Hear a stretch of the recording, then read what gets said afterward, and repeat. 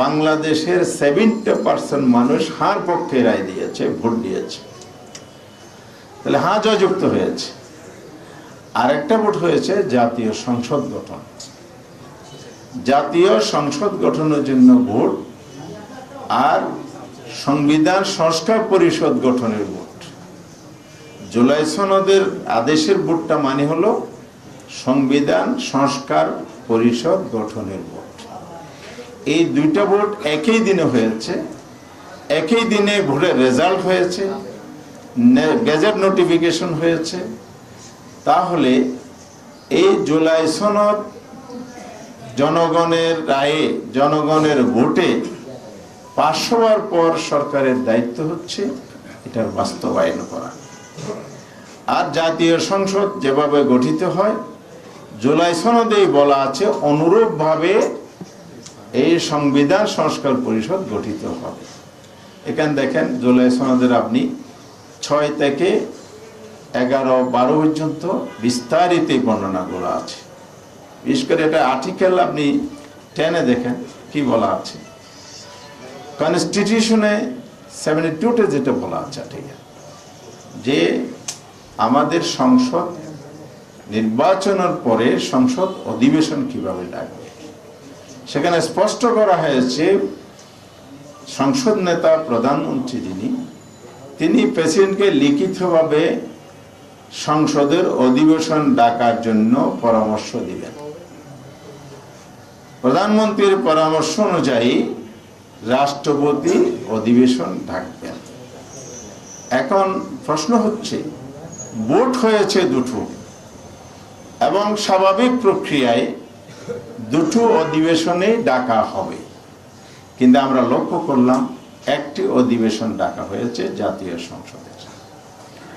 শপথের জায়গায় যদি আসি, বর্তমান যারা সরকারে আছেন বিএনপি, ওনাদের সদস্যরা দলীয় সিদ্ধান্তের ভিত্তিতে জাতীয় সংসদের সদস্যের শপথ নিয়েছেন, সংবিধান সংস্কার পরিষদের শপথটা নেন নাই।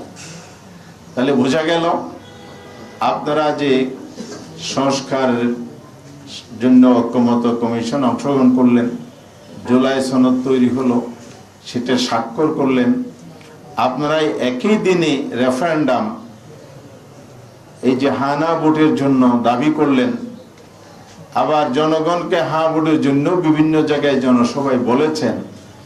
সরকার গঠনের পর আপনারা সেই জায়গায় থেকে টার্ন নিয়েছেন, সম্পূর্ণ বিপরীত অবস্থানে চলে গেছেন, যেটা জাতির সাথে এক ধরনের প্রতারণা বা বিশ্বাসঘাতকতা, এবং জাতিকে, দেশের 70% মানুষ যারা হার পক্ষে ভোট দিয়েছে, রেফারেন্ডামে জয়যুক্ত করেছে, তাদেরকে তারা অপমান করলেন।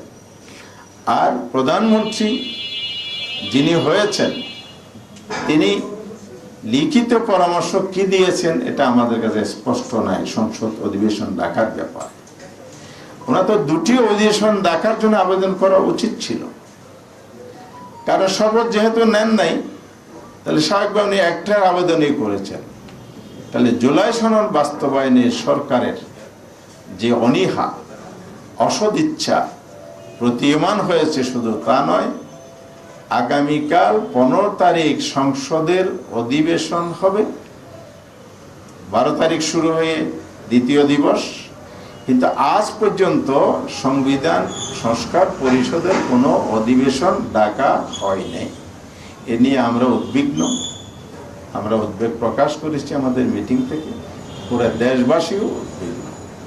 সেই জায়গা থেকে আমরা স্পষ্ট করে বলতে চাই, আগামীকাল 30 দিন শেষ হবে পঞ্জিকা দিবস অনুযায়ী, ক্যালেন্ডার ডে অনুযায়ী। এর মধ্যে যদি সরকার সংবিধান পরিষদের অধিবেশন না ডাকে বা ডাকার ব্যবস্থা না করে, তাহলে আমরা 11 দল আজকের এই বৈঠকে শীর্ষ নেতৃত্বের সাথে পরামর্শ করে আজকে বৈঠক ডেকেছি।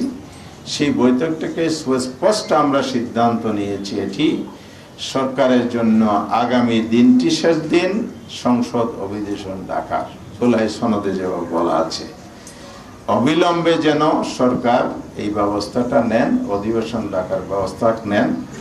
যদি না নেন তাহলে আমরা স্পষ্ট বলতে চাই, জাতির কাছে আপনারা ক্ষমা পাবেন না। বিশেষ করে সংসদ নেতাকে এটা প্রধানত দায়িত্ব নিতে হবে, যেহেতু এই প্রক্রিয়ায় তিনি সূচনা করবেন, আর সরকারকেও সেই দায়িত্ব নিতে হবে। জনগণ সরকারের এই অবহেলা, অবজ্ঞা, জনমতকে উপেক্ষা করে চলা, জনগণকে অপমানিততার দায় যেমন নিতে হবে, আমরা দায়িত্বশীল বিরোধী দল হিসাবে এবারে আমাদের সংসদ সদস্যগণ অবশ্যই সংসদে ভূমিকা রাখবেন।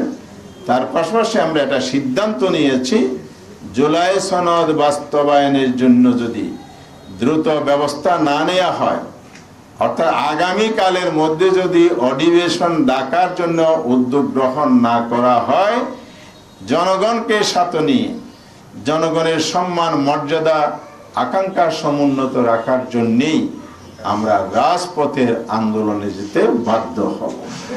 এবং খুব সহসাই শীর্ষ নেতৃবৃন্দের বৈঠক দেখে আমরা সেই আন্দোলনের কর্মসূচি ঘোষণা করব এবং জনগণকে সম্পৃক্ত করে জনগণের দাবি, জনগণের ভোটাধিকার যে বাস্তবায়ন করতে হবে, সেই দাবিতে আমরা ঐক্যবদ্ধভাবে রাজপথে নামব ইনশাআল্লাহ।